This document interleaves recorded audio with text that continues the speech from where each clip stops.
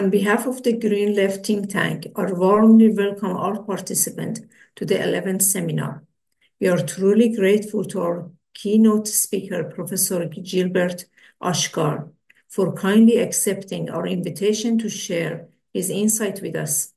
I would also like to extend my thanks to Dr. Saeed Rahnama and Dr. Behtui and Mr. Mehdi Fatahpour for joining this lecture and contributing to today's discussion. The title of today's lecture is Capitalism, Neofascism, and the Struggle for Socialism in the 21st Century. Gilbert Achcar, a professor at SOAS in London, argues the contemporary capitalism is facing chronic structural crises, including economic stagnation, widening inequality, environmental collapse, and geological instability. This dynamics weakens the ability of liberal-democratic capitalism to sustain itself and open the door to authoritarian and reactionary forces. He interprets the rise of neo-fascism, such as Trumpism, in the US far-right movements in Europe, Bolsonarism in Brazil, and similar trends in the Middle East and India, as political reactions to this crisis and the failures of liberal elites. Although distinct from classical fascism, these movements share key features: extreme nationalism, right-wing populism, xenophobia, Islamophobia, authoritarian politics, and close ties with big capital. For Achcar, the way forward lies in revitalizing the socialist projects, grounded in radical democracy, social justice, and a credible alternative to both liberal and neoliberalism and bureaucratic socialism of the 20th century. He insists that resistance must be global, linking struggles in the Middle East, Latin America, and Europe. Since both crisis-ridden capitalism and neofascism are global phenomenon requiring international solidarity. Gilbert Achcar is Emeritus Professor of Development Studies and International Relations at SOAS, University of London, born in Senegal in 1951 and raised in Lebanon. He studied at the Lebanese University and University Lyon II and completed a PhD in Social History, International Relations at University Paris 8. He has taught and conducted research in Beirut, Paris, and Berlin before joining SOAS in 2007. Achcar is the author of numerous influential books. His notable books include The Clash of Barbarism, Belarus Power with Noam Chomsky, The Arabs and the Holocaust, The People Want, The New Cold War, and the Gaza Catastrophe. Dear Gilbert, microphone is yours. I'm going to ask a question, if you don't mind, just to start. If you don't want to answer the question or answer it later, it's up to you. But do you believe capitalism still has the structural capacity to reform itself, or it is inevitably heading towards deeper crisis? Thank you. Microphone is yours. Okay. First of all, greetings to all, and thank you for the introduction, the presentation, and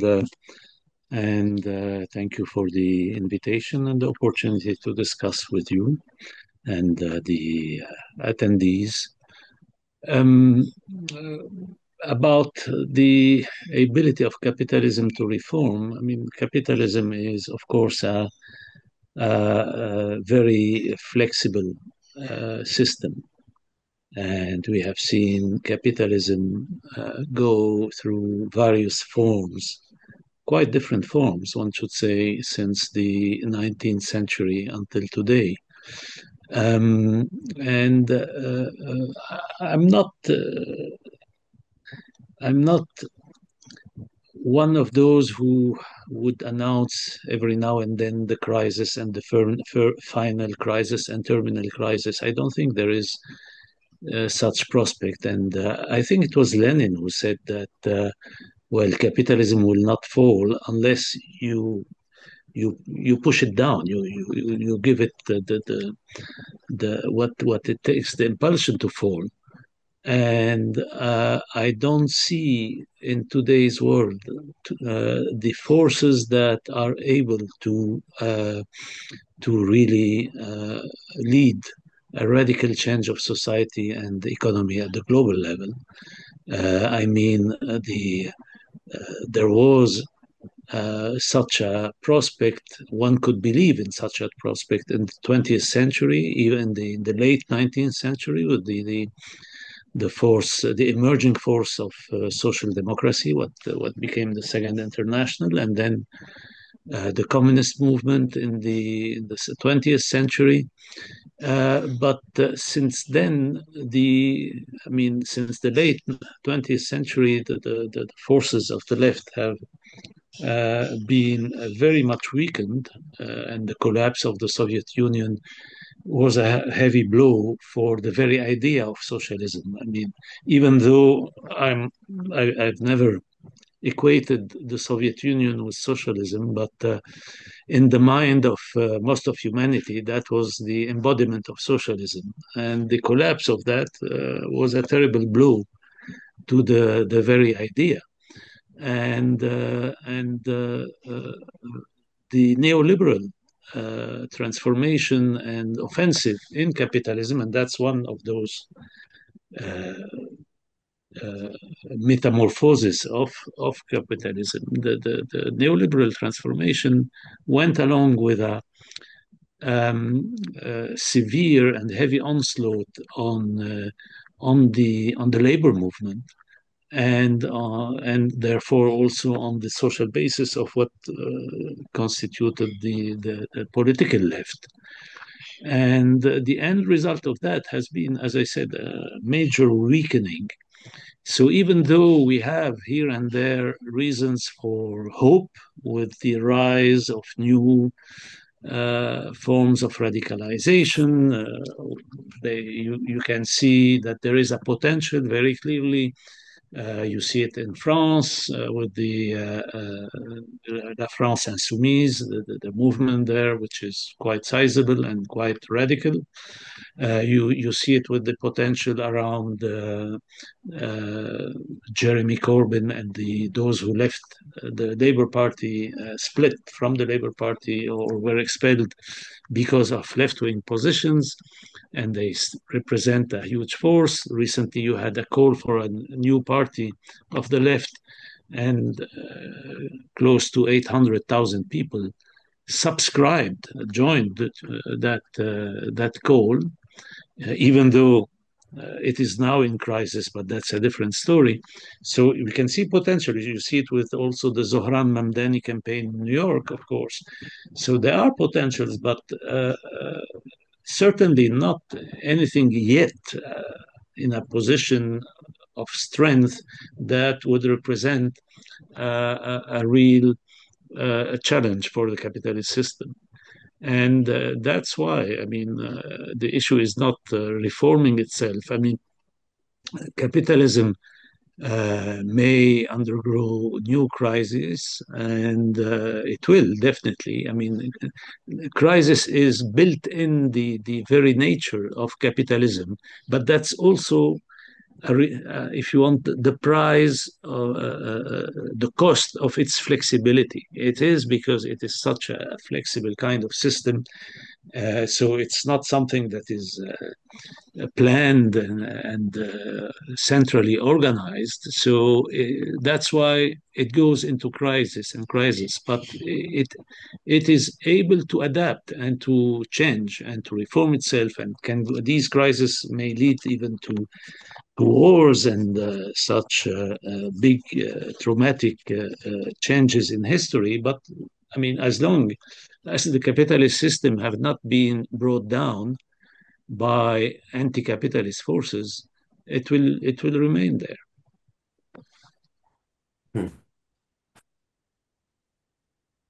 Can I continue with another question to Professor Achcar?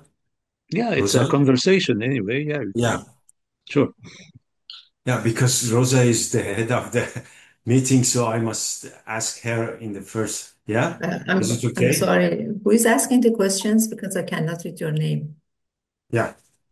Thank you, Gilbert, for being with us. And my question is about the position of your.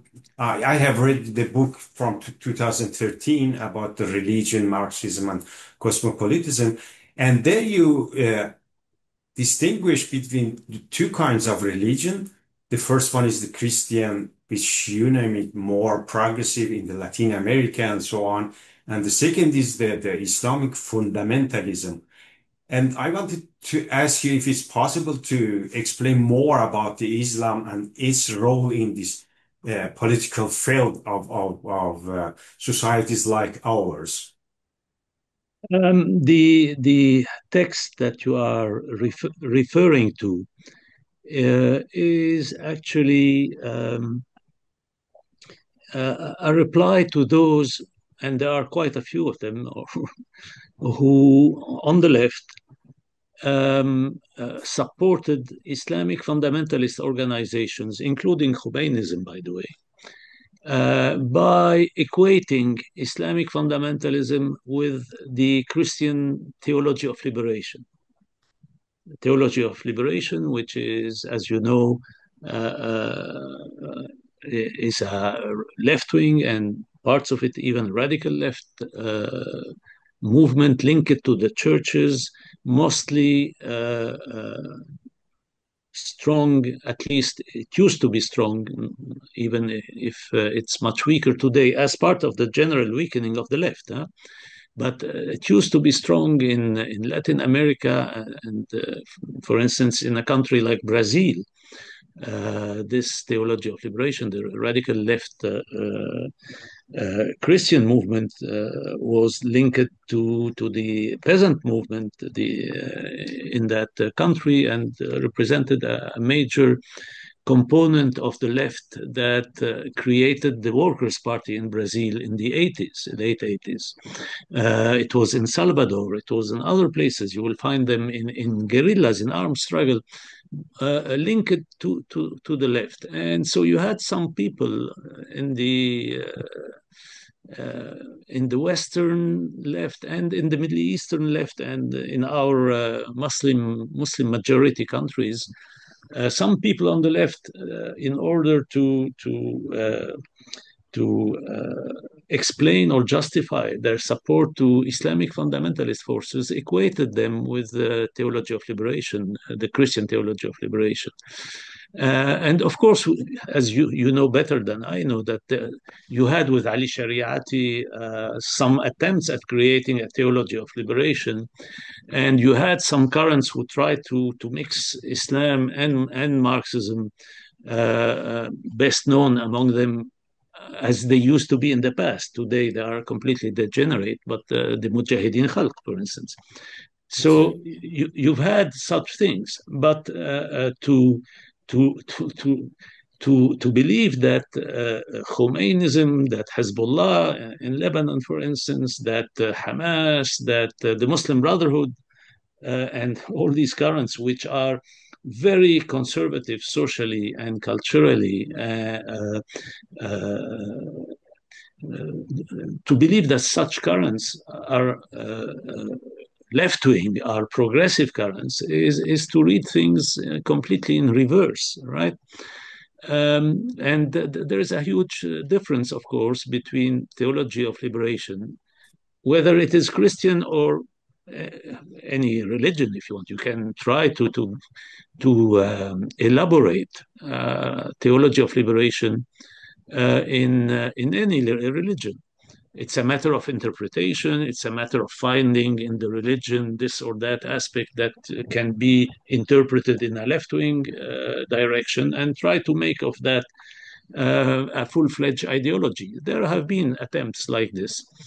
I explain why this attempt was more successful in Christianity than it has been in Islam until now.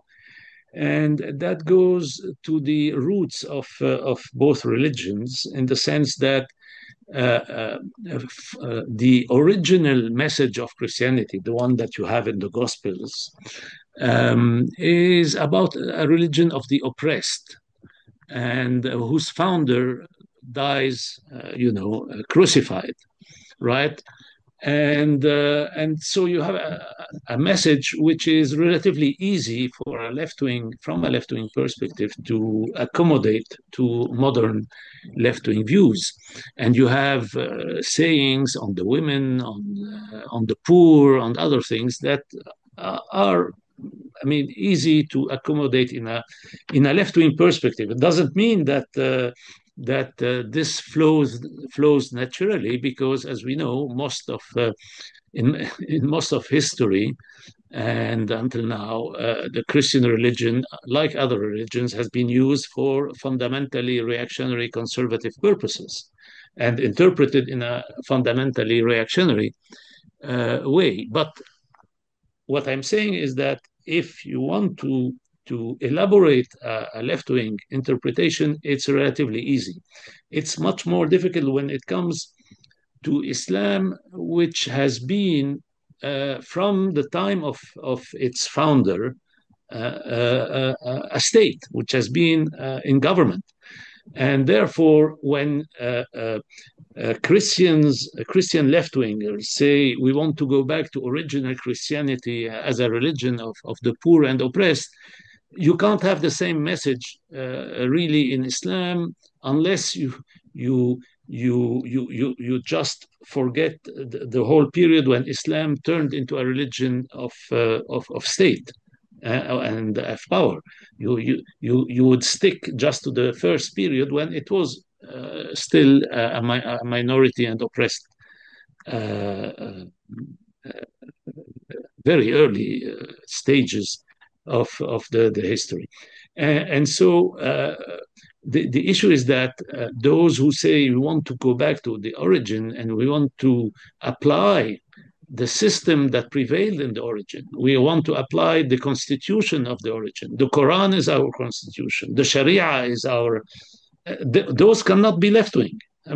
Because by definition, when you want to apply a system of laws and a system of power that existed many centuries ago, 1,500 years ago, then this can, by definition, this is reactionary. Anyone saying, I want to go back to a system that is so old in history, can only lead to reactionary understandings. And of course, some of them take horrendous proportion, like with the ISIS, the Islamic State, wanting to rebuild the caliphate and to imitate, as they pretended, the ancient Islam, and they end up into a horror which has nothing to do, of course, with what original Islam was. Original Islam, which had progressive features in its time, but when you take the same system and apply it today, of course, it is completely inappropriate for our present time and society. So that's what I explained, that Islamic fundamentalism is like every fundamentalism, like Catholic fundamentalism. If you say, like Christian fundamentalism, whether Catholic or Protestant, Islamic fundamentalism, whether Sunni or Shia, Hindu fundamentalism, Jewish fundamentalism, any fundamentalism, all religious fundamentalism are by definition reactionary. They are reactionary ideologies and have to be dealt with as reactionary ideologies. This does not prevent one from making a difference between a fundamentalist movement which is ruling a country in power, like the Taliban in Afghanistan, or the Khomeini's regime in Iran, and between forces that are fundamentalist, but they are in a position of fighting against a colonial power or an occupation, as was the case with Hezbollah in Lebanon. That's, I mean, your position depends on the moment in which, or the kind of struggle in which, or towards which you are looking. But still, whatever the case, on the social, economic, cultural ground, you are on the opposite side of these movements, even if, as in the case of Hezbollah in Lebanon under the Israeli occupation, even if you could be on the same side in the fight against the occupation, you were not on the same side politically about local politics, domestic politics, social issues, cultural issues, and the rest. So that was the point. That was the point here to make. To warn against those illusions that, and you had a lot of illusions, you know better than I know, but we all, I mean, given the age, I know the period when at the beginning of Khomeinism, you had a lot of people from the left who became Khomeinists because, that's the popular revolution, that's the people, that's they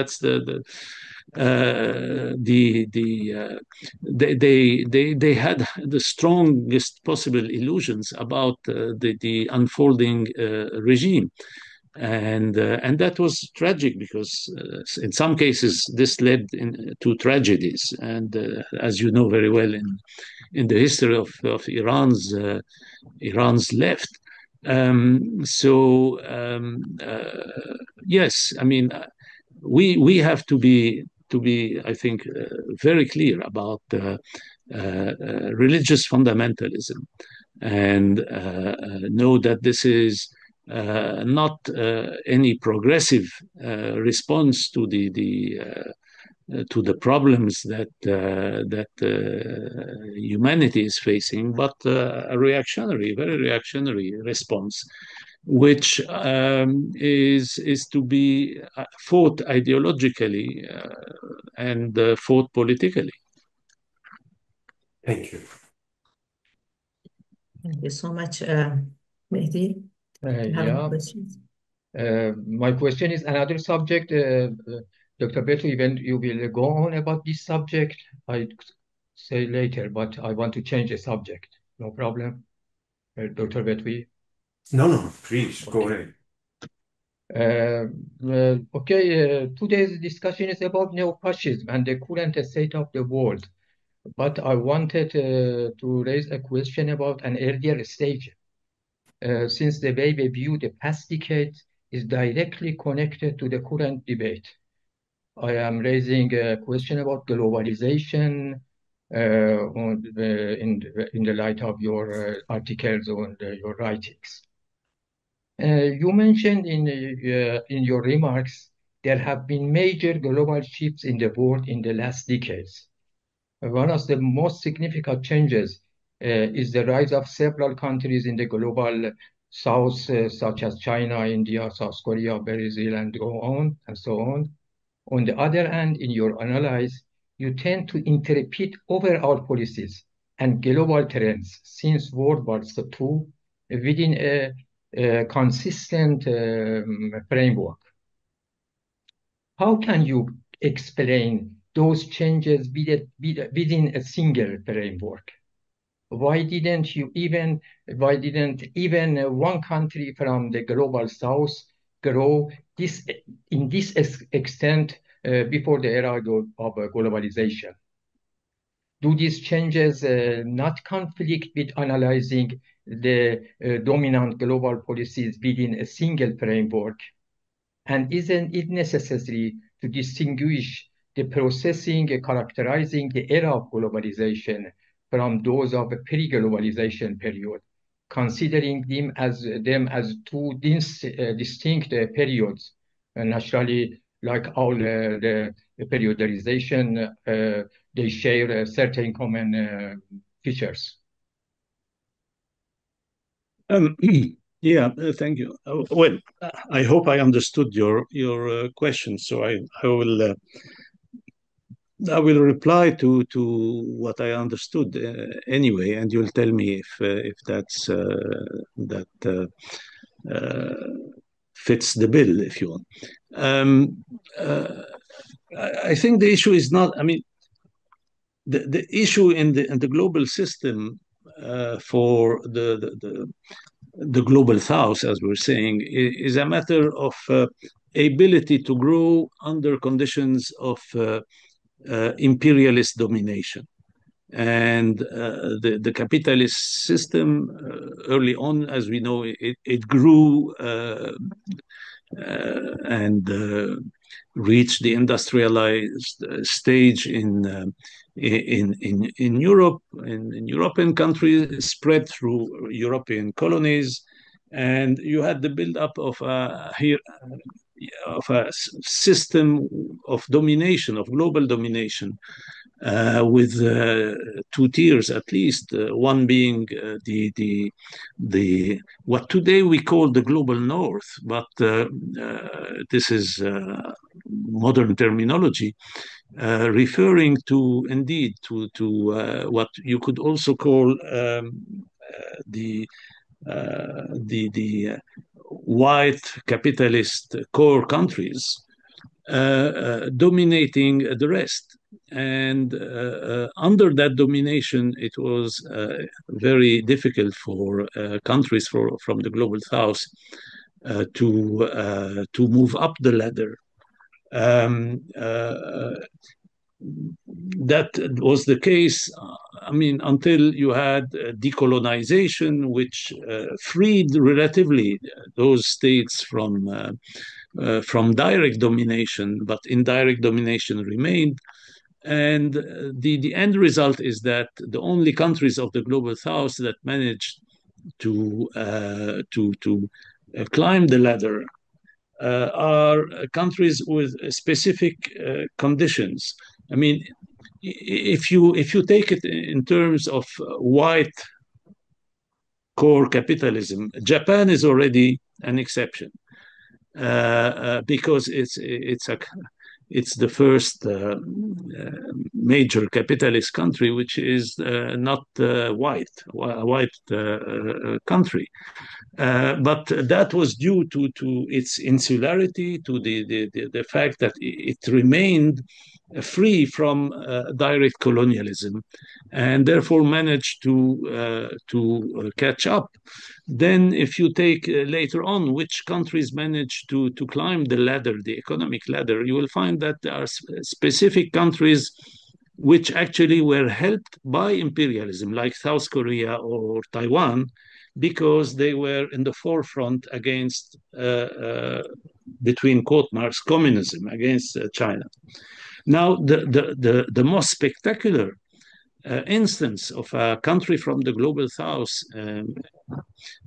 climbing that ladder, is China, of course. But China again is an exceptional case because it is, even though it inserted itself in globalization, you mentioned globalization, it did it under its own condition and in a system which is dominated by the state, a developmentalist state, what we call in development studies developmentalism, which here we're not speaking of democracy. Of course, it's not a democratic state, but it's even though it's a bureaucratic authoritarian state, it is a developmentalist one. That it is one which regards as its priority creating the conditions for economic development. And this, the Chinese managed to do very successfully. I mean, in the sense of economic development, of course. It has been a spectacular, and it is still spectacular. The rise of China economically is spectacular. And very spectacular is also it's now proceeding to becoming, I mean, one of the edge technology states in the world. It's more and more up to the highest level technologically that you find within the capitalist world. And it is making important strides in domains like, for instance, electric vehicles and solar panels and the rest. I mean, it is developing means for the future. If we think of the future as a future without fossil fuels, well, China is ahead of most countries in this, in the creation of the means for that, and in the use of the means for that. So yeah, I mean, it's not, I mean, globalization in itself.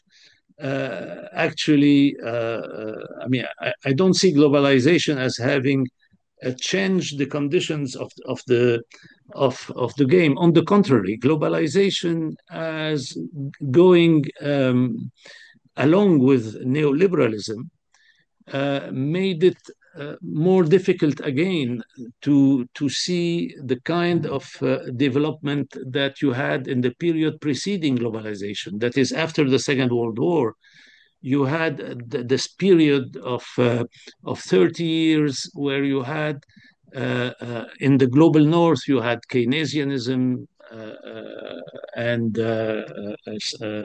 in the global south, you had, in many countries, developmentalism, helped by the Soviet Union as a counterweight to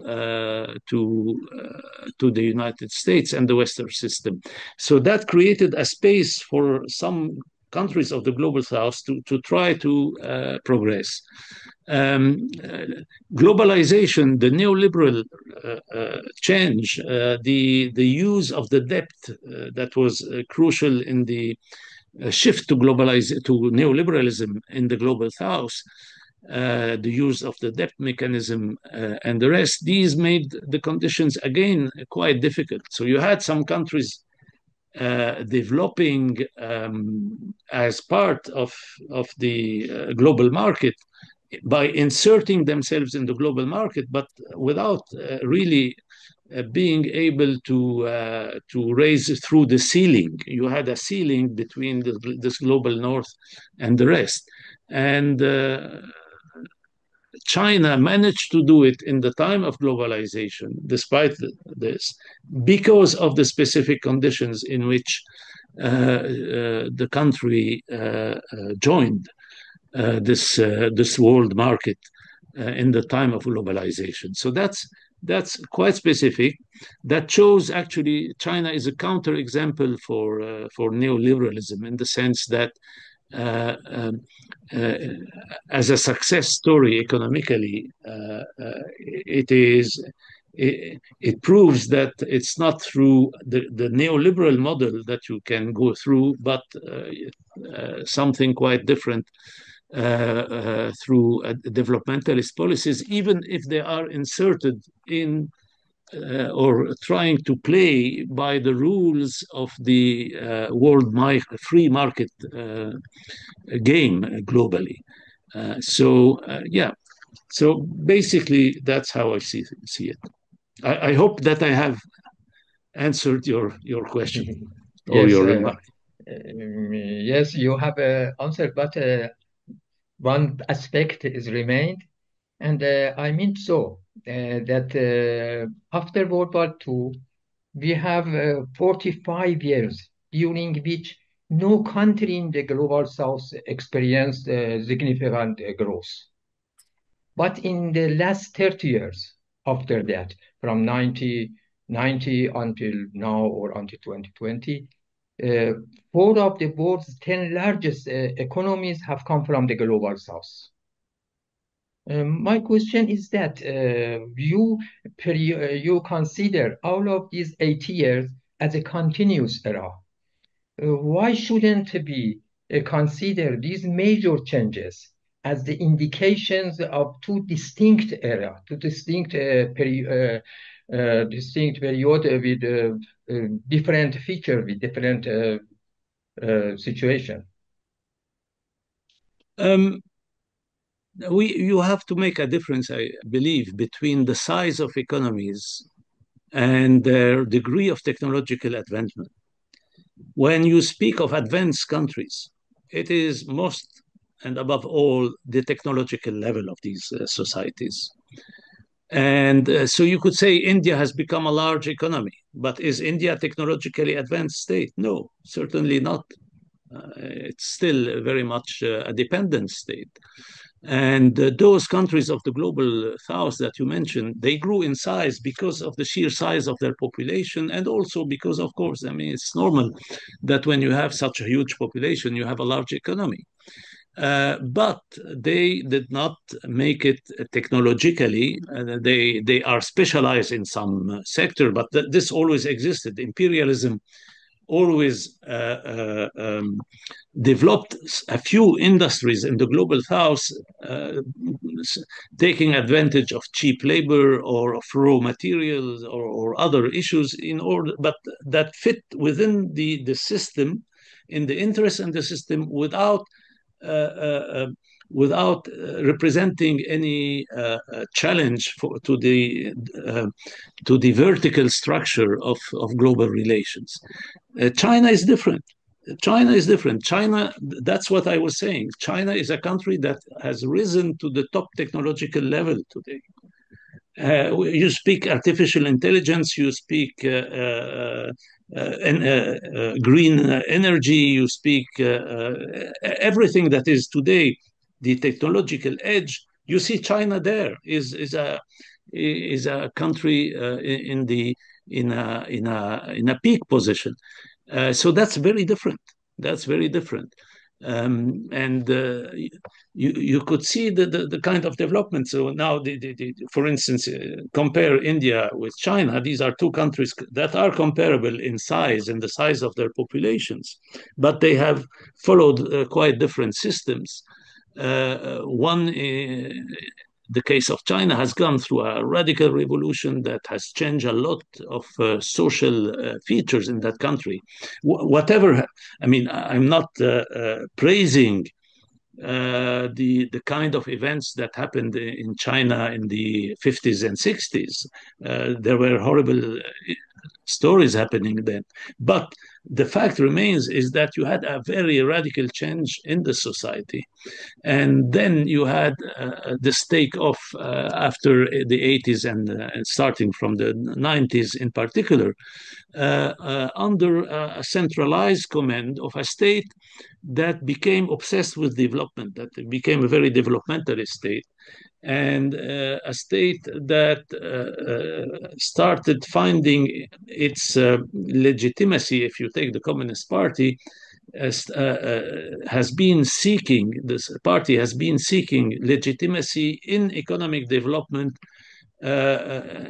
because all legitimacy in liberation war had finished its role. Whereas in India, you had the permanence of very, very archaic structures, social structures and cultural structures remaining. You had a capitalist system that went from a mild developmentalism into neoliberalism. And there you have it. You have a country, you have some sectors that have developed because they are useful to global capitalism, like outsourcing some issues from the global north into India. But overall, the country is far from being comparable to China. It's a country that is very dependent technologically, and very much part of the second tier of world countries from the point of view of the level of advancement. Again, to be distinguished from the issue of the economic size of the country. If I may, so I wanted to ask you back to your theory about neo-fascism. When we look at the Second World War, we see that the leftists had initiated, for example, if the united front of people constructed by the leftists, social democrats, and liberals, and all of the other who was against Nazism and fascism. But now you say that it's not possible in this time. I wanted to know more about your opinion, why it's not possible to have like this united front of all anti-fascists in these days. I didn't say that you can't have united front of anti-fascists. I don't know to what you are referring. But no, what I said is that we are living through what I call a new age of fascism, but it's the age of neo-fascism. Neo-fascism because the form that the far right is taking today is different in form, not in content, not in ideological content, but in form. In political form is different from what you had a century ago between the First World War and the Second World War, when you had the first rise of fascism. Neo-fascism, one key difference is that old fascism theorized dictatorship, called for dictatorship as a model. Neo-fascism claimed to be democratic. But it's a completely perverted democracy, and it empties progressively. It empties democracy from its content, from its meaning. And there are, of course, other differences in the forms. That is, old fascism had paramilitary organizations. Neo-fascism today doesn't have or doesn't rely primarily on paramilitary organization. There are some, depending on which country we were speaking about. India, for instance, we were speaking of India. You have a neo-fascist regime in India, and there are paramilitary forces that make this Indian neo-fascism maybe closer to old fascism than other forms, but still. The difference is you still have elections in India. Even though they try to rig them in some way, they try to restrict the ability of the opposition forces to fight. That's what you find with neo-fascism. That's the one of the key features.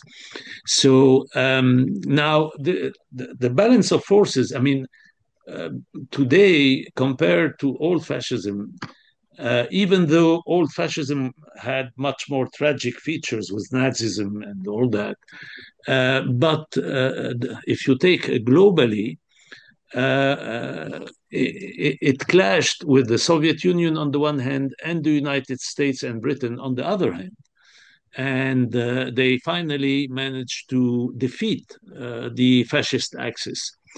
Today, there is no equivalent of that, and the balance of forces globally is, from that point of view, is in a sense is worse than what you had a century ago or 80 years ago, in the sense that this neo-fascism has won in the mightiest richest and strongest state on earth, which is the United States of America. And it is prevailing in Russia. It is prevailing in India. I wouldn't put China in the same category. It's an authoritarian bureaucratic regime, but it's not a neo-fascist regime. It's something different. It's part of a tradition that goes back to the Stalinism, as it's called, in a modernized fashion. That's a different story. And you see a rise of those neo-fascist forces in all Western countries today, including Britain, where I am, where you had a week ago the largest far-right demonstration in British history. And at a time when the polls indicate that the far-right party of Farage, Reform Party so-called, is ahead of the Conservatives and the Labour, and both traditional parties. In the polls, the far right has more people declaring that they support this party than people supporting each of the two other parties. So that shows you how dangerous is the time in which we are. And of course, in fighting this, there is a need for alliances to be made, but we have to distinguish, and that's classical. It's nothing new I'm saying here. I think this was basically at the center of the debate even in the 1930s. That is a century ago. That one thing is to be in alliance with with centrist bourgeois forces, if you want, in the defense of democratic gains. And that's something that should be done, a large front in defense of democracy.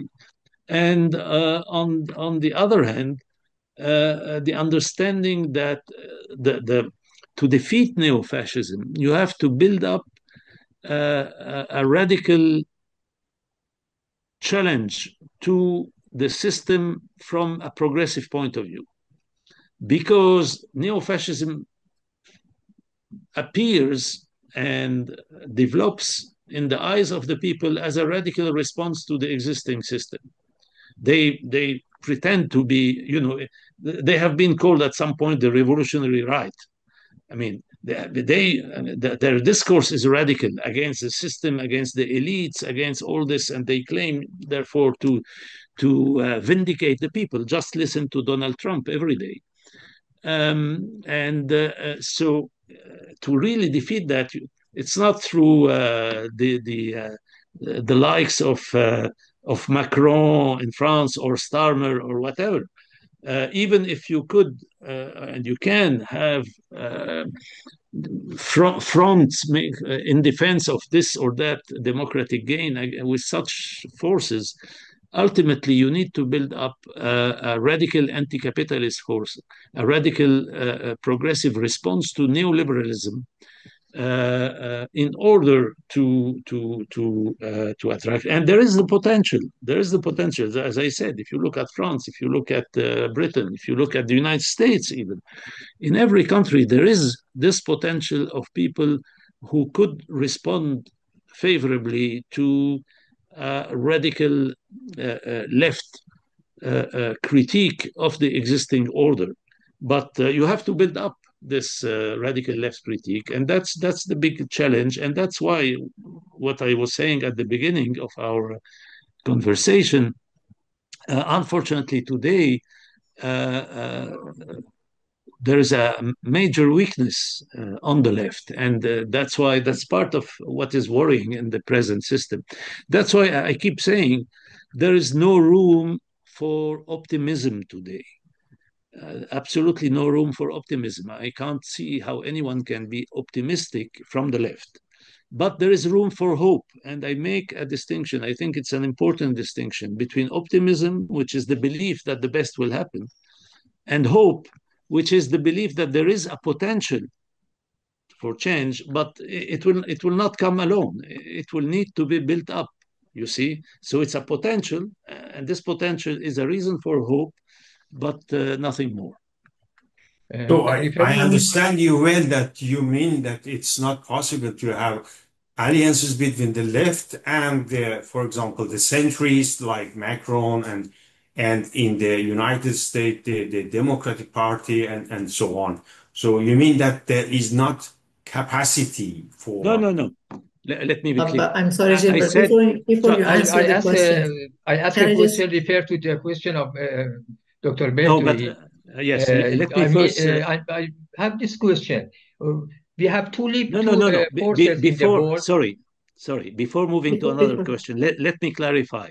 Just, I'm saying you can have alliances. Like, give you an example. The radical left in France, in the second round of the parliamentary election 2 years ago, in the second round, they called to vote for even the centrist forces, even the Macron forces, to defeat the neo-fascist forces of Le Pen. So that's not a problem for me. That's possible. But they, at the same time, they're doing the right thing. They are building up the radical left, l'Afghans insoumis. They are building up a radical anti-capitalist force which is fighting Macronism, because Macronism is the reason why the neo-fascists are rising. Neoliberalism is what is feeding into the development of neo-fascism. So you can have those alliances, but they are tactical alliances, whereas your strategy is to build an anti-capitalist or at the very least anti-neoliberal force. Thank you. Before you guys go any deeper into this subject, I know some people have raised hands. They have questions. There's going to be time by the end of the program in half an hour. So everybody in the audience could raise hands. I just want to welcome Dr. Rahnama. If he's in the room, he could join the discussion.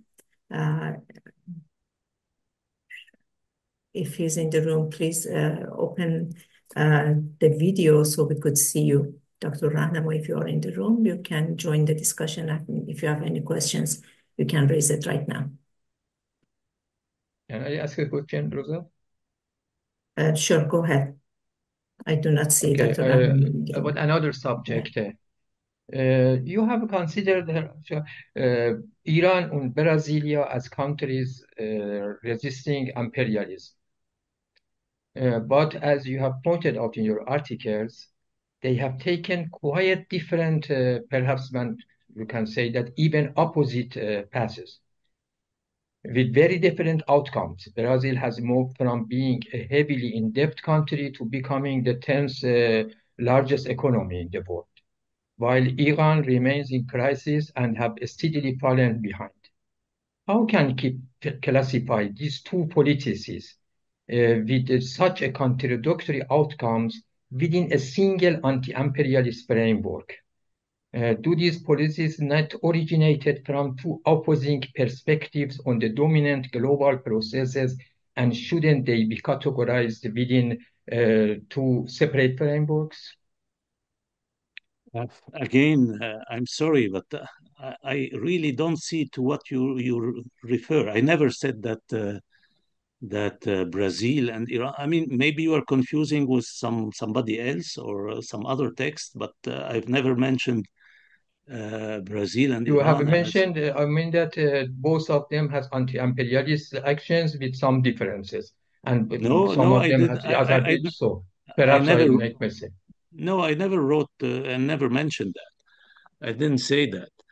No, if you're asking me about Brazil and Iran, I mean, first of all, they are very different countries. Brazil is inserted in the imperialist system, is no challenge to the imperialist system, and it's part of these countries that I mentioned when I said that some countries may have an economic weight because of their size and the size of their population, but they are dependent. They are in the structure of the system. They are very much in the dependent category. Iran is a different case because it is a regime that has challenged global imperialism politically without the policies or means of challenging it economically. Iran is an anomaly in the sense that the Iranian regime would not have persisted. No way it could have persisted that long without oil.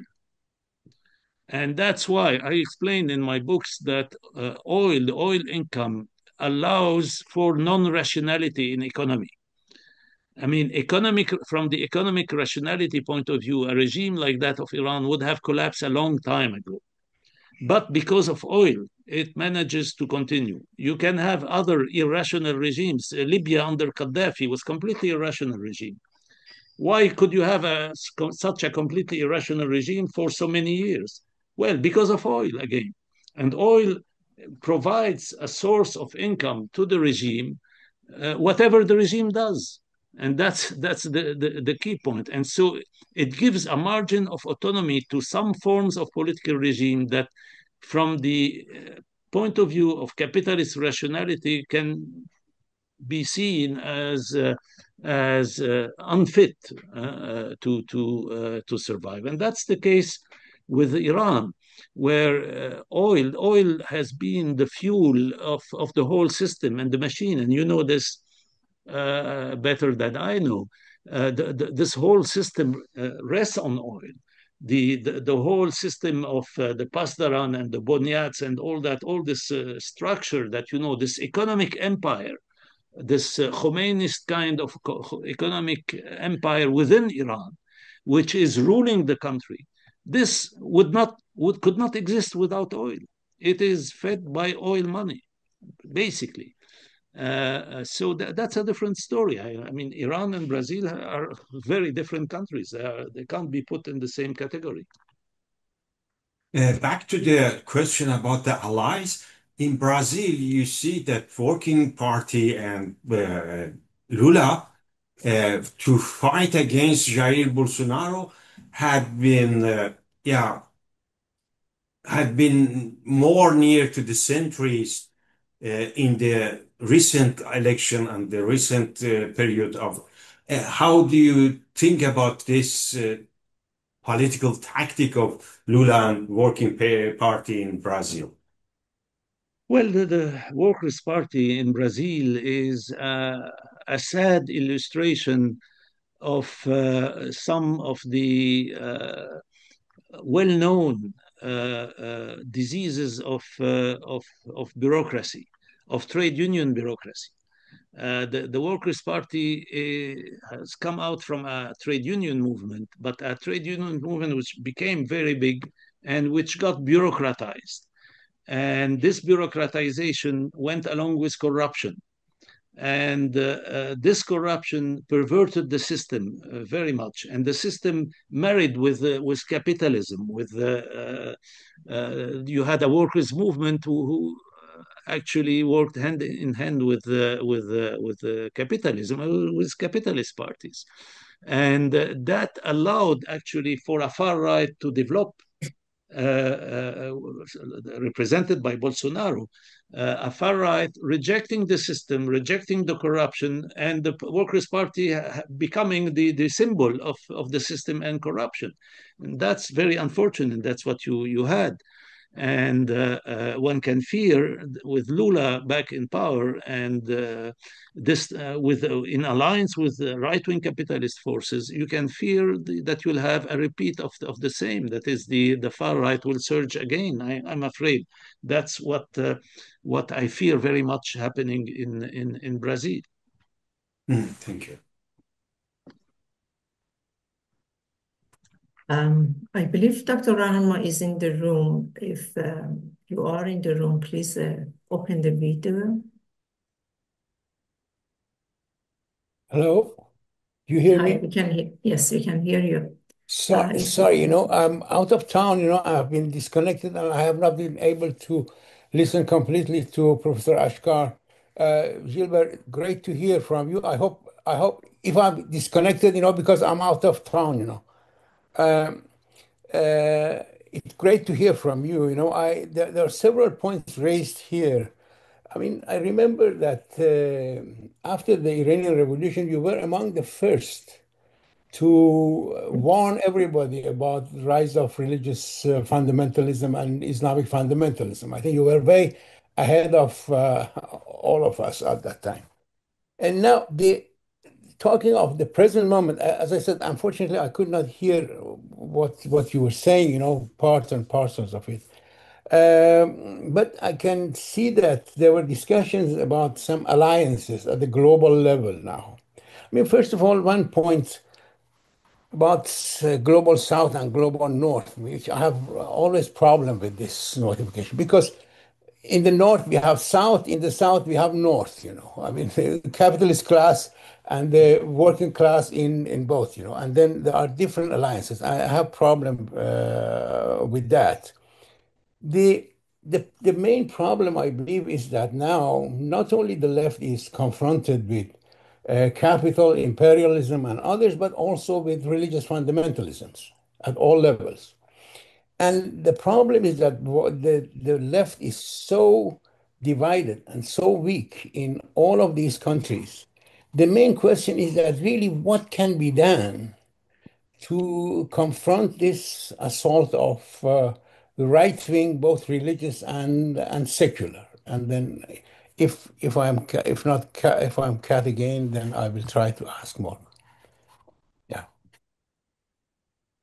Yeah, Said. Very nice hearing your voice, even if it would have been even better to see you, but I understand. Thank you for your remarks. Look, global north and global south, they would be a problem if one uses them as meaning the global south against the global north. That's not at all the way I use that. I'm using them as categories to point to the division of the world into dominant countries and dominated countries. Of course, you have capitalism on both sides, you have workers on both sides, you have everything on both sides. But one side is dominant, more advanced economically and technologically, and the other side is dominated.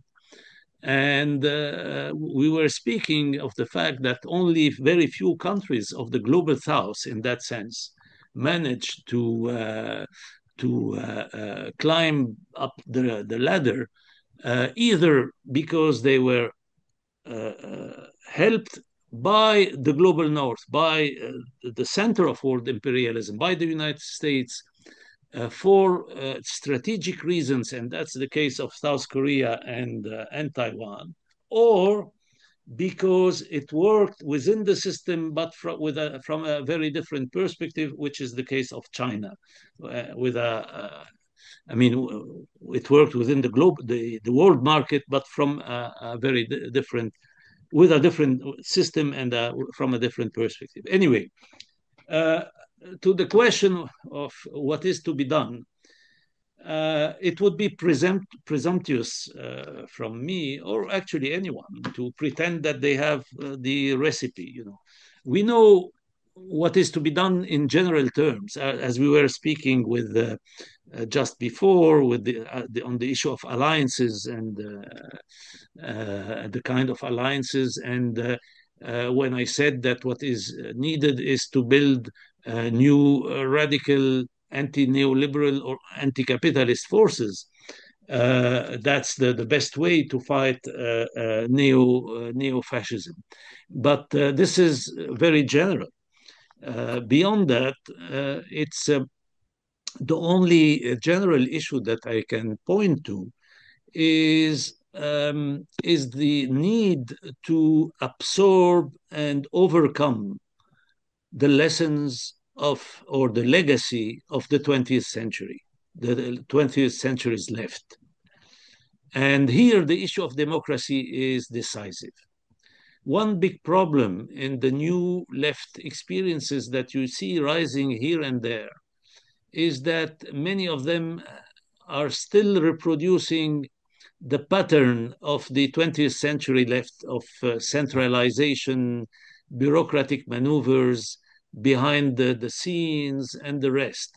Whereas today, the new generations, and you can see that every time you've had a real rise of the young people, led by young people, you see that they are very much for democratic, horizontal, non-centralist forms of organization, which are enabled by the new technology.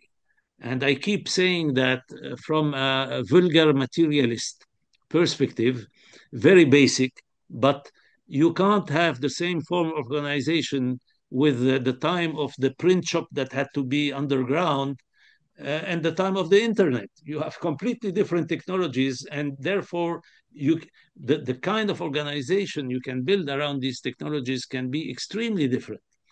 And that's for me a key point. When I see the problems today in the left, if you take France, you have a problem with what is called caudillisme, with the central role of one person, the leader of La France Insoumise, and a functioning of the movement which is not democratic at all.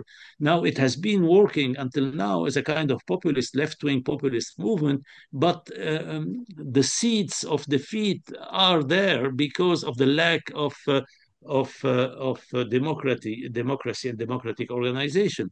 If you take Britain, the Corbyn experience, I think this lack of democracy in its form of organization was crucial in its initial defeat, and now it is.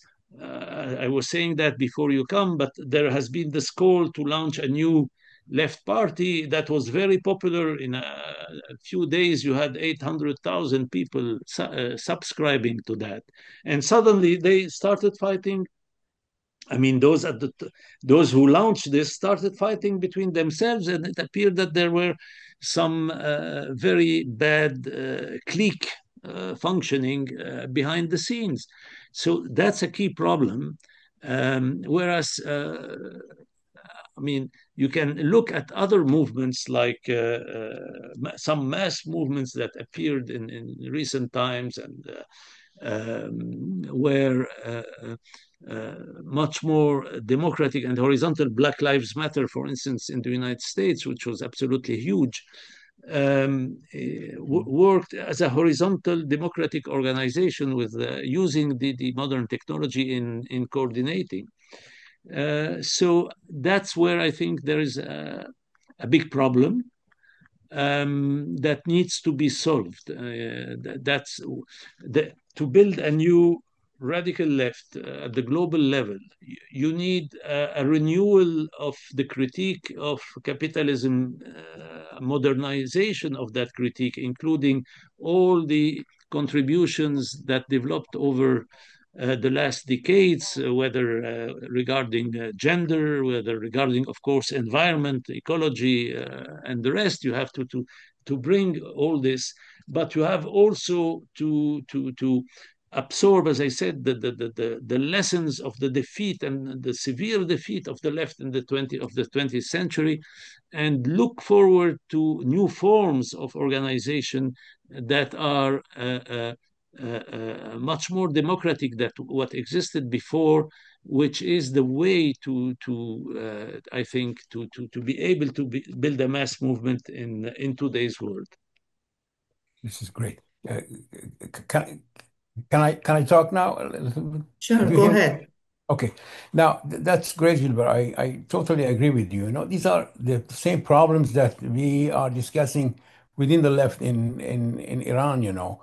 I mean, the whole spectrum of the left that we discuss, you know, on the right side of the left, you know, we have got elements who try to ally themselves with the liberals within the regime, if we have any of those, you know. And on the far left, we have organizations, you know, parties that continue to say that they want immediately move towards socialism, you know, at the time, exactly using the same notions, you know, dictatorship of proletariat and others. That's why, you know, the Iranian left has been really left out of the movement. And as you know, I mean, Iran has experienced several major movements, women's movement, you know, I mean, the latest woman life freedom and others. Now, the main issue is that exactly what type of organizations, you know, what type of socialism we are going to propagate, you know, and all of these are the main issues that really we are confronted. And of course, at the global level, we see how the far right is moving, and it's so dangerous. We have never, I think, been in such a disastrous situation as we are now, you know. Yeah, well, absolutely. Now, of course, we have to draw a clear distinction between countries where you have political democracy, like the United States, until now.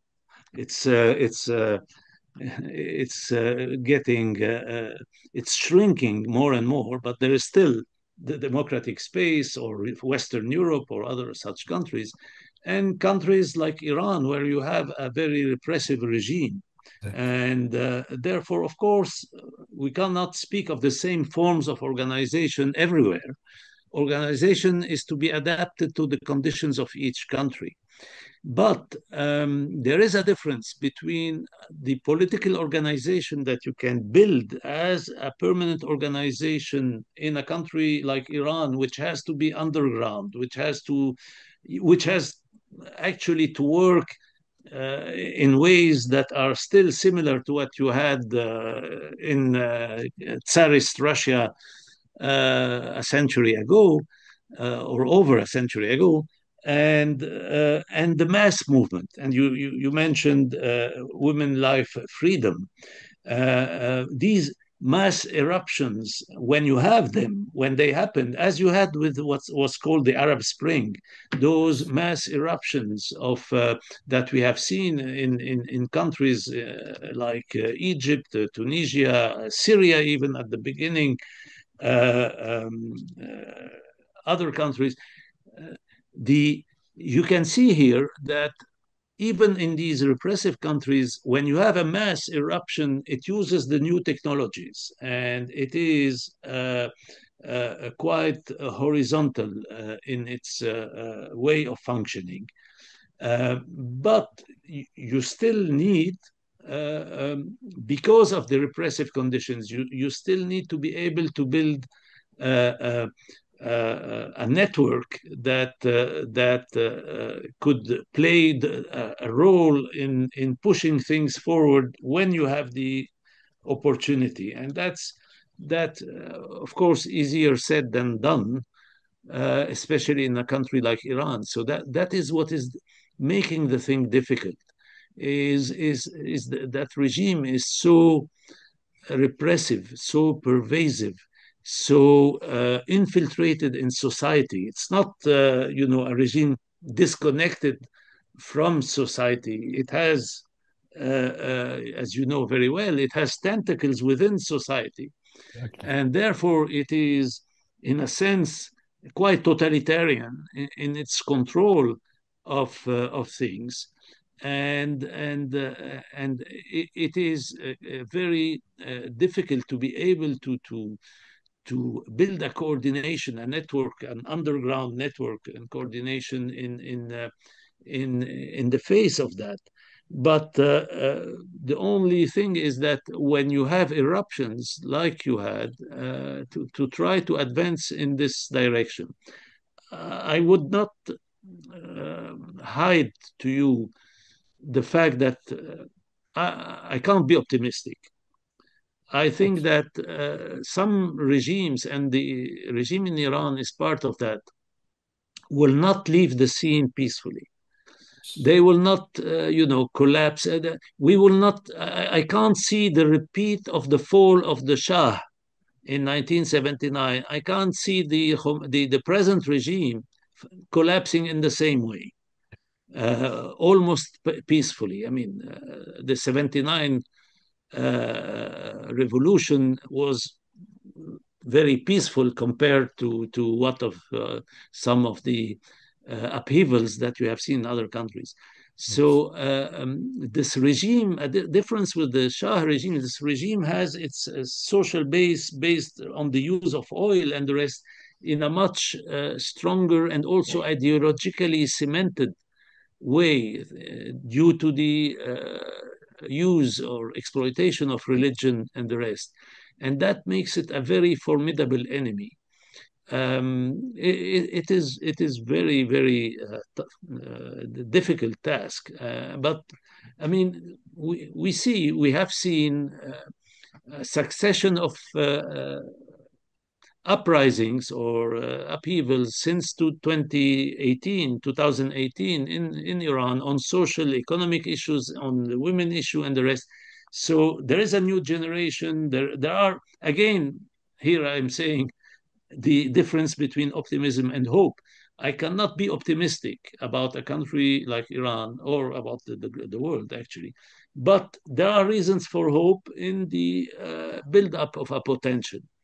But one shouldn't have illusions about the fact that it will be easy. No, it won't be easy. It's clear. I think to everybody here, I mean, I would be surprised if anyone believes that it will be easy to overthrow such a regime. Yeah. Unfortunately, I share your pessimism, and of course, lots of things to be said, but I'm sure that time is over now, and it's great to see you and talk with you,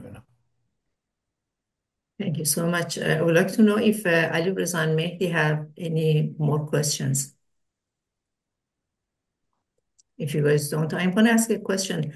Do you think just socialism must be a global project, or it could happen nationally? And what is the roadmap for it? And you already mentioned it wasn't successful in Soviet Union. So what should socialism do to be successful in any country? Yes, thank you. Well, definitely, I think socialism by definition,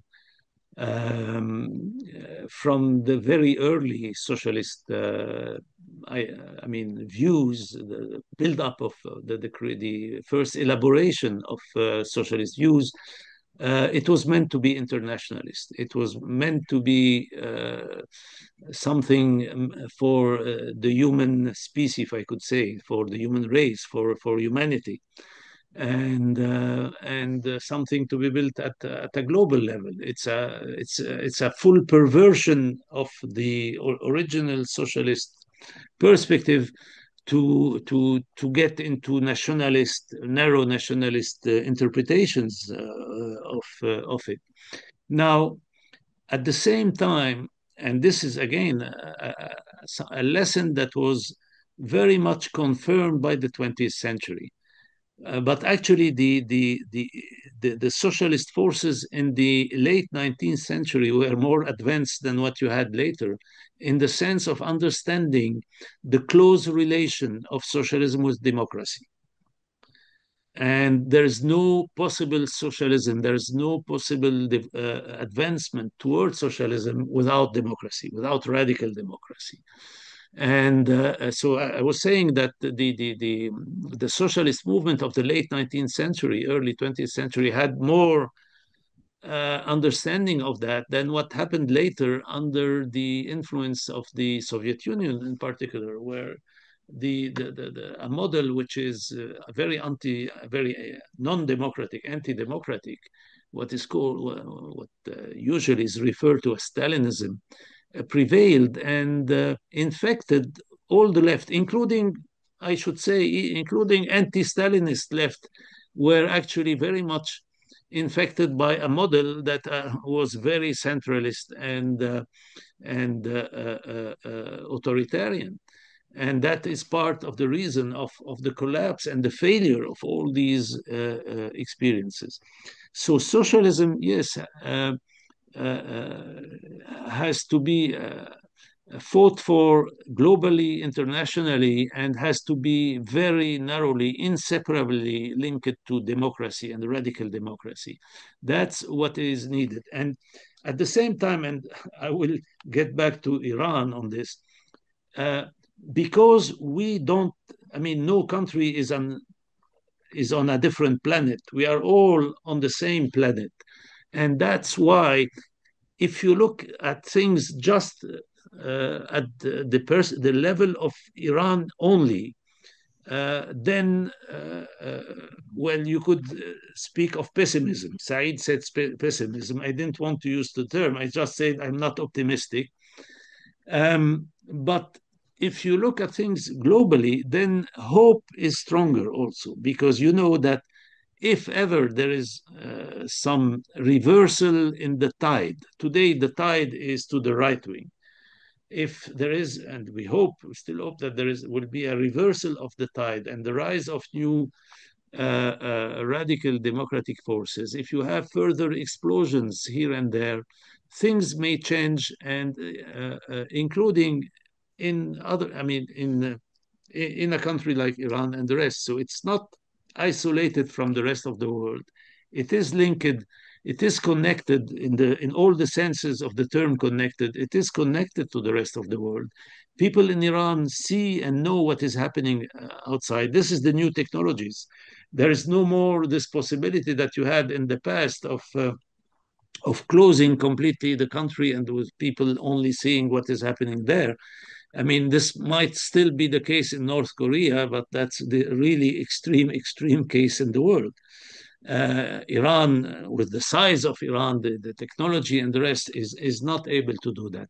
So these are factors of hope. There are factors of hope in the sense that there is an interaction between the local, the national, and the international, which is why also we have to fight. We have each one in the country where they are. We have to be part of the fight for change, because it affects the balance of power internationally and globally, and this will affect even the country of origin of people who are migrant or refugees or political refugees in other countries. Thank you so much. If there is no more questions, I ask audience to raise the questions. Hamid, you raised your hand a long time ago. Please go ahead. Let me just... Yes, thank you. Thank you, Gilbert, to taking my question. I'm sorry, I cannot open my... Oh, I opened my video. Okay. My question is that, or maybe that's a new subject. At this time, it sounds that we are facing with a new situation between right and left, which is totally different from the old one. Right now, capitalism, it sounds that there is no major issue, even on the left side. All the major countries in the world, they are running their economy based on capitalism. And even those countries we are considered left, they are more right in the economy than the other countries. In Iran, there is mafia economy and crony economy, crony capitalism. In the Russia, the same way. In the China, we see that even the sign of the slavery, but we consider them left. Why? Because they are fighting with the United States. But it sounds that right now we are facing mostly between left and right based on the, let's say, the moral and ethical value. At least in the United States, it's the same. That's my question, that I see that, and the fascism you are talking about, you explain a little bit or define the fascism in the world. But for example, if you go to the Iran, they consider 14 signs for the fascism in the world. All in the 14th sign, which means that the system is fascist. All of them happens in Iran. And I'm sure that the same thing happened in the Russia, the same thing happens in the China, more or less, even in the Vietnam. Now, what we are facing with that, for example, the left should focus mostly on the environmental issue, focus on the, for example, right of the gays or lesbian, or it's very, very confusing for me that what we are talking about when we're talking about the fascism, where is not fascism in the world? In which country you cannot see that? And if you go to the other side, to the Latin American country, right now they're just swinging between left and right, left and right, left and right, and nobody has a solution for them. And even if you go to the other capitalistic country, you can see at least part of economy is socialistic. For example, in the United States, the system in the Los Angeles school system is run by the local government, the local city government. Although there is that private schooling here. So that was the reason I'm really confusing. About 10 years, 20 years ago, I was very straightforward on every issue. But right now, really, I'm confused that Do we have to redefine the left and right at this situation? Thank you so much. Hopefully I'm clear. Yes, you are. Thank you. I fully understand what you mean, but I think right and left must be remain to be defined by two factors. The attitude towards capitalism, and the other factor is a set of values, of progressive values. And they should be both there to define something as left, or a regime as left, or a political force as left. Anti-capitalism or alone, and even less so anti-imperialism, even anti-imperial. I mean, anti-imperialism is less so. Why? Because some people confuse anti-imperialism with anti-West. Okay, Iran is an anti-Western country. It's not an anti-imperialist country. I mean, the mullahs never say imperialism. They don't use the term. It's the great Satan. It's whatever. They have different categories. They are not anti-imperialists. That's a concept that they don't have. But even, I mean, anti-capitalist forces, if you have an anti-capitalist force that is not subscribing to the values, the traditional values of the left, that is everything that goes into human emancipation and equality. And that is whether gender, whether political, whether whatever level you are taking it. And freedom and democracy. These are values, classical values of what should be regarded as left. So it's only when you have a combination of both that you have really left. If you have only anti-capitalism and without the rest, I don't see that as left. The regime that you had in Russia under Stalin, or in Cambodia, in Kampuchea under the Pol Pot, these are not left-wing, in my view. They are non-capitalist, they are bureaucratic systems, they are different type of systems, but they don't represent what I would categorize as left in the full sense of the term. So from that angle, you don't have, I mean, probably the closest state on earth today to that is close to these issues, just closest, but it's doesn't fit the description, is maybe Cuba, where you still have some social gains and you still have some progressive features in the regime, but they are eroded more and more. And part of the reason is, of course, the heavy pressure of the United States in strangulating this country, this island. But aside from that, I can't see in today's world any really left-wing inspiring regime or state anywhere. So yes, I mean, the issue is not replacing anti-capitalism with moral, ethical values. I think the issue is combining the two. And it's only with the combination of the two, anti-capitalism or the fight on social economic issues against neoliberalism, for workers' rights, working class interest, popular interest, the fight for these issues, combined with the values of democracy, equality, emancipation, including gender emancipation. It's the combination of these two which makes the full sense of left, if you want, of progressiveness, right? And any of these two without the other remains limited or even contradictory.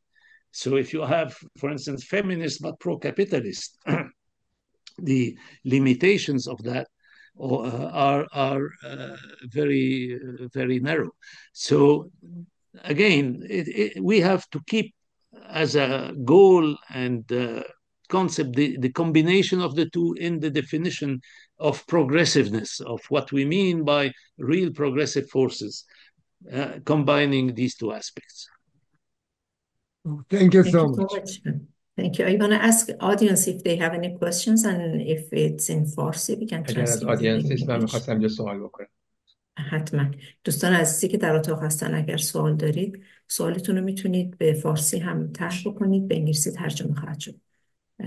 مهدی بفرمایید. Ashkar, what is your view on the future of a struggle against neo-fascist forces? What will be the outcome of this battle? And beside of it, in the areas that you mentioned as reasons why China and Russia cannot be considered fully imperial powers, as same as USA, is it possible for these two countries to advance and acquire those elements? And what about Europe? Okay, well, Russia is a neo-fascist regime. Russia is an imperialist country. It's a capitalist country, full and full. I mean, there's no possible doubt about that. I mean, the fact of being anti-West does not mean being anti-imperialist. You can have another imperialism. Russia is an imperialist country.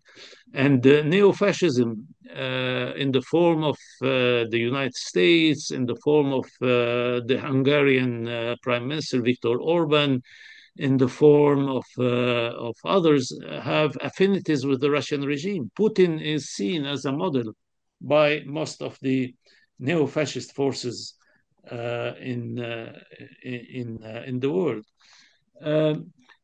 China again is a different issue. If you look at the comparison between China on the one hand and Russia and the United States on the other, you will see that both Russia and the United States are in the business of projecting their military power all the time abroad. China has not done this yet. It might turn into that at some point. It is a bureaucratic capitalist system, but it's not a country or a state that I would today, at this point, define as imperialist. It can mutate in the future, even in the near future, but until now it hasn't. It hasn't been projecting its power outside into controlling other countries like others did. It tries economically, of course, to build bridges, but that's not the same kind of relation with the rest of the world than you have in the case of the United States or even Russia for that matter. So these are matters of definition anyway. But global, I mean, I go back to your the first issue that you raised. Well, I think that this neo-fascist age in which we are today can fall in the short or medium term, can fall mostly by its own mistakes, its own deficiencies. Like Trump, for instance, I'll give you an example. Trump is so clumsy and is ruling in such a crazy manner that this may, it's a potential, may backlash, this may backfire and lead to a defeat of Trumpism. I hope so. We'll see next year with the election. And that's why also he's trying to rig the system, to change the electoral rules and all that in order to guarantee the permanence of his crowd. So you can hope and expect that the results of his crazy policies, the economic and social results, are such that they will backfire and lead to the defeat of what he represents. But for now, until now, I can't see in a force that is able to defeat the neo-fascist frontally by its own build up as a force. So in the short and medium term, what in the very foreseeable future, what you can hope for mostly is a defeat of neo-fascism due to its own contradictions. It will take more time to see the rise of forces that are able to defeat neo-fascism by their own force, by their own strengths, and by how to say, by attracting more popular support than the neo-fascists. That we hope will happen, but it's a hope. There's absolutely no certainty about that. That's why, for the time being, we are witnessing what is happening in the hope that their policies become such a failure that they get out of the scene.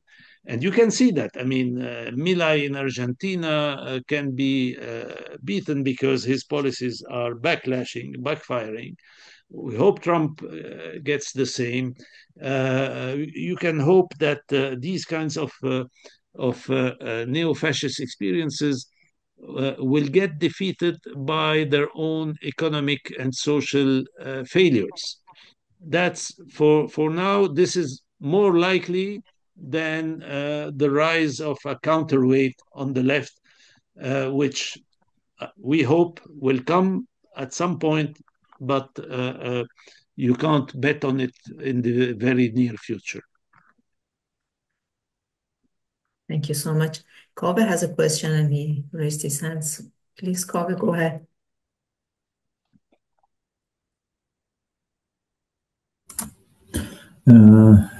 Hello. First of all, thank you very much for the very, very interesting lecture and the answers and the questions. I'm really happy to be here. Second, I'm going to ask two questions. I'll try to keep it as short as possible. One is, as an unregenerate leftist, I always take issue with the word woke and wokeism. I think it's very important. As anyone on the left, we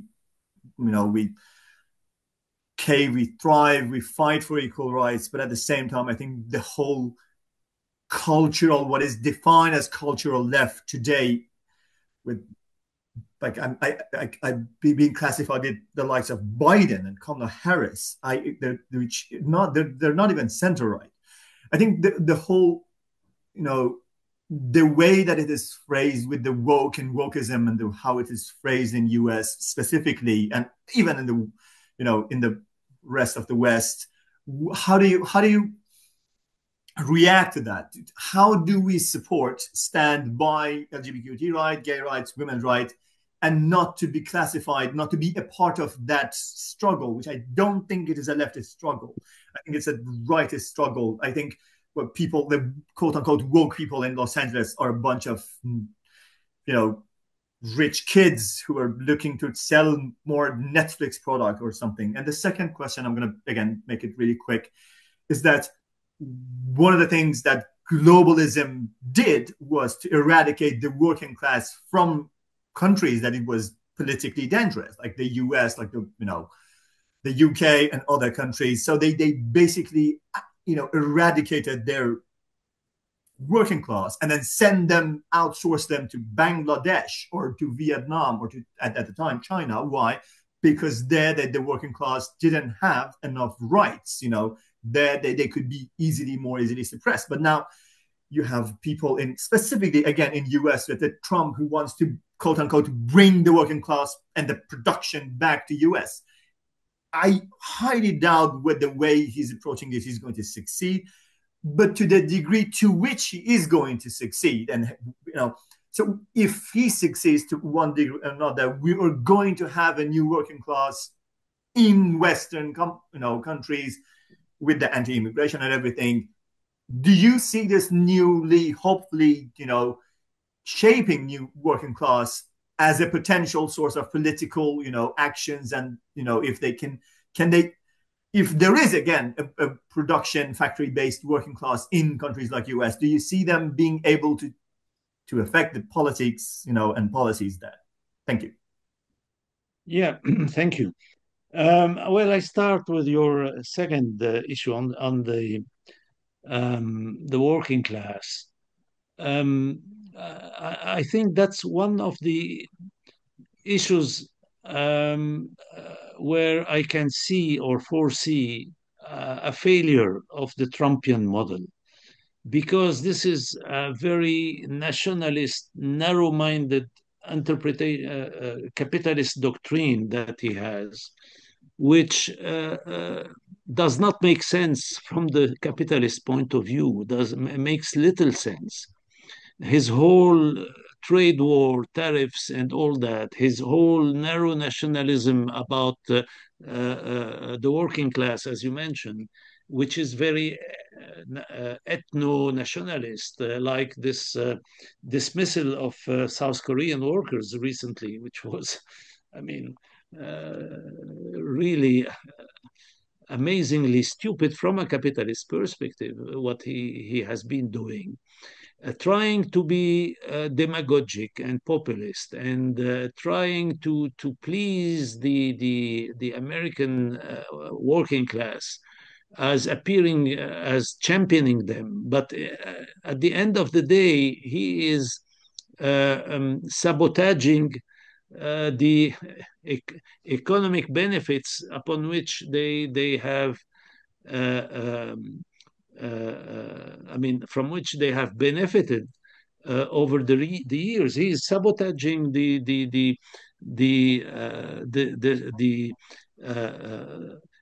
way the United States has been exploiting the rest of the world and living far beyond its means. He doesn't understand that, very stupidly. He is very narrow-minded, and his economic views are very antiquated, actually, and a lot of economists would point to that. From the point of view of capitalism, of capitalist economics. So I think that on this level, that's one of the reasons for hope, actually, because he cannot deliver. His policies are doomed to fail. There is no way you can recreate and bring back to the United States some of the industries that went abroad because of the comparative advantage, to put it in Adam Smith's very basic early capitalist doctrine terms. And what he is doing will prove economically not viable. And that's where I can see a self-defeating feature in Trumpism. Now, about the first issue that you raised, wokeism and the rest, that's indeed a real problem, because that's one perversion of neoliberalism. Neoliberalism has developed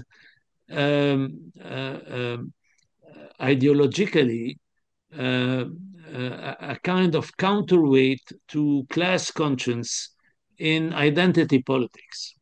It's the old divide and rule, but it has been taken by modern capitalism and neoliberalism to new stages.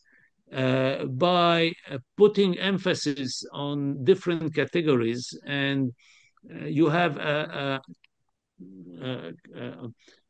use of identity politics, as they are called, against class conscious, against social economic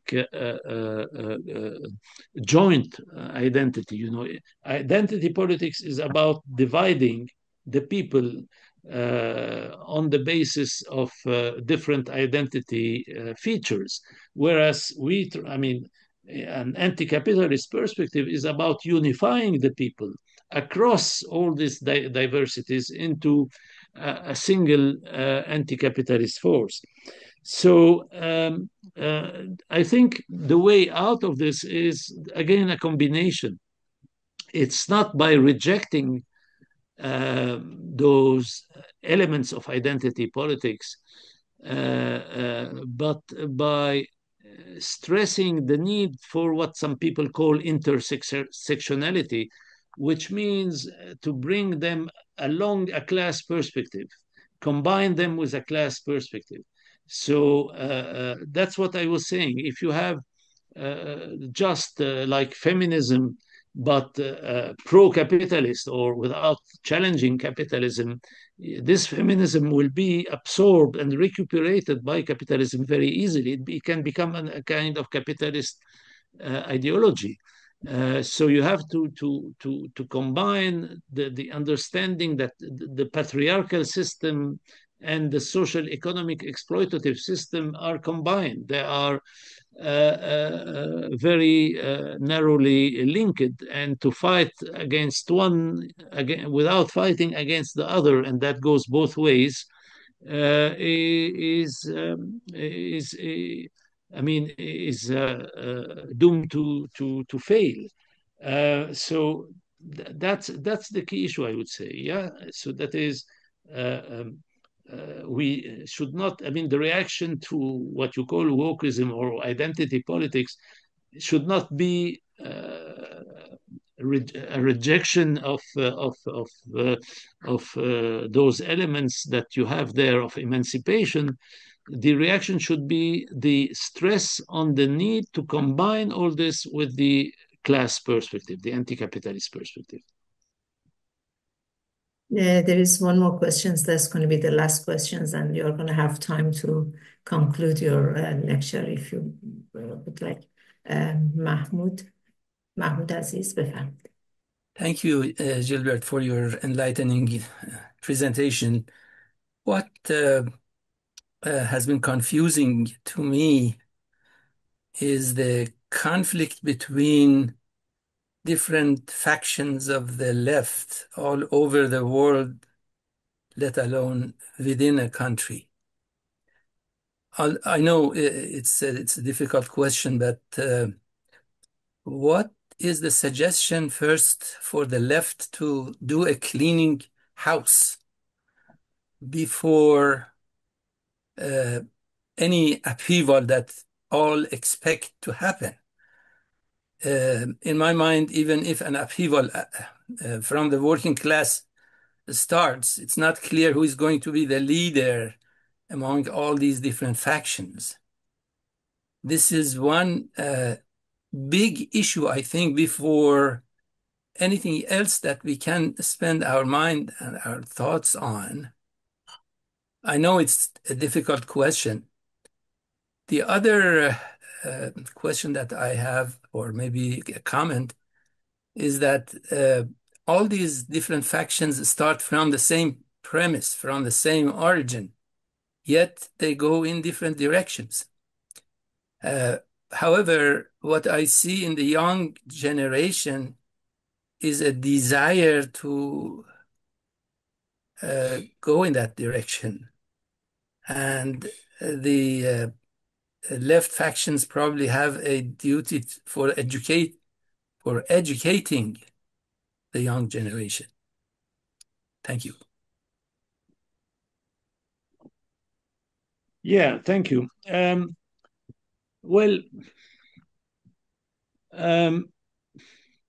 think I pointed to what I believe is the answer to your first remark. And this is the issue of democracy. Of course, there are different groups of the left, there are different views, and anti-capitalism can represent or can be shared by very different political views on tactics, on strategy, on different issues, on the solutions that should be defended, the demands that should be raised, a lot of things. But the key point remains precisely if you want to build a left-wing movement that can represent the future, it has to be radically democratic.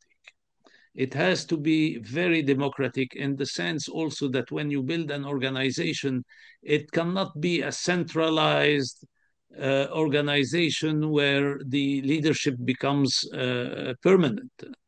Part of radical democracy is the ability to change at every point, to change and to decide in the most democratic manner. And new technology, the internet and the rest, makes that much easier, makes that possible. I mean, it might have been very difficult to achieve. That's why anarchism could not materialize in the past. But nowadays, with the modern technologies and all that, you can really have this kind of horizontal, very democratic form of organization. That's what should be fought for within the left as a general rule against all those tendencies to leader cult and permanent leadership and the rest. I mean, if groups want to organize with their own views, that's their problem. That's their right. But the movement as such, the movement should remain radically democratic, and no leadership should be accepted at the head of the movement that try to suppress other forces. That's one of the reasons, by the way, in my view, of the failure of the Bolshevik experience. But because when they came to power, they suppressed even the other left-wing currents. And that was what created what laid the ground for the Stalinist degeneration that happened quickly after. So this principle of democracy among anti-capitalist forces, I think, is absolutely essential. That's a key lesson of the failure of the 20th century left. As for the old and the young, to be frank, I think today the young have more to teach the old than the reverse, because of this great shift in societies, a great shift in technologies, great shift in everything. The young people are creating new forms. I give you one example of a country that I studied closely, which is Sudan. Sudan had you had the old left, which a key part was a communist party that is very fossilized, very ossified, quite Stalinist. But then you had the development of a youth movement, which has been really the spearhead of the Sudanese popular movement. Until you had this civil war between two fractions of the armed forces, that was a disaster. But until then, you had a movement called resistance committees, formed of tens of thousands of young people, spread across the country, creating committees in each neighborhood, each place, of hundreds of members in each place, refusing centralism, refusing to have any central leadership, coordinating through Facebook and other technologies. And they were able to create a fantastically strong movement and to lead the popular resistance to the military for quite a long time, until you had this very unfortunate explosion of the country due to the clash between the armed forces, among the armed forces themselves. That's very peculiar, very specific. We haven't seen this scenario in previous revolutionary uprisings. So I think we have to, I mean, the older people have to look closely to what the young are doing, those new experiences, and try to learn from that, and maybe then bring something to the young, but by combining whatever we can draw from the past, from the lessons, including the failures. That's very important to understand and draw the conclusion, the lessons of the failures, the tragic failures of the 20th century, bring that into the basket with the young people's imaginative, creative, new forms of organization. And well, this combination, I think, is the recipe for a real build-up of a new movement, a new progressive radical movement. Thank you so much. If you have any conclusion you want to, in 2 minutes, no? No, I think that was a conclusion in some way. Thank you so much for the time and for accepting our invitation and sharing your thoughts with us. I enjoyed the lecture a lot. And I want to thank Mehdi Fattahpour, Ali Reza Behtoui, and Saeed Rahnama for joining us and having their thoughts and sharing their thoughts and questions with us. I would love if you give us more opportunities for the next seminars also. Sure. I want to thank all the audience in the Zoom and in YouTube to follow us. And the video is going to be in Green Left Think Tank room soon. Everybody can listen to it, watch it, and share it with their friends. Until next seminar, I wish you healthiest and happiest life. And thank you very much, and the very best wishes to you all and to all of us also as people who are hoping for a better future for this world. Thank you very much.